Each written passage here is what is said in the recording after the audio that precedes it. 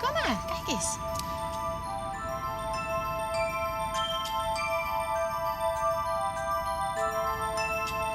De otter die komt voornamelijk voor bij heel volle water.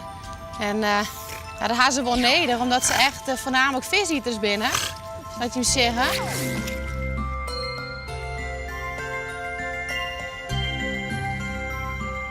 Het zijn echte zwemmers, die zijn heel snel. Ze hebben een heel mooi lichaam, een heel mooi torpedovormig lichaam, wat ervoor zorgt dat ze heel snel het water terug kennen. En ze hebben een paar snor hier niet te verzwaren, dat ze dus ja, alles aantasten kennen in het water. Dan terug ze in totaal eigenlijk voor 4 minuten onder water kennen. En op die manier kunnen ze natuurlijk alles vangen wat ze willen. 24 jaar verlien, toen we in de otters eigenlijk uitstijt. Maar ze gaan in 2012 gaan ze 15 Europese otters uitzetten. Wat ervoor zorgt dat we dus nu weer otters sjuggen hier rondom in Friesland. Ze zijn uitgesteld omdat ze natuurlijk in de natuur hier rondom in Friesland net alles is verbouwd voor de otter. Dus ja, er wordt op hun jagen. Het kan wel eens wezen dat ze natuurlijk onder de auto terugkomen.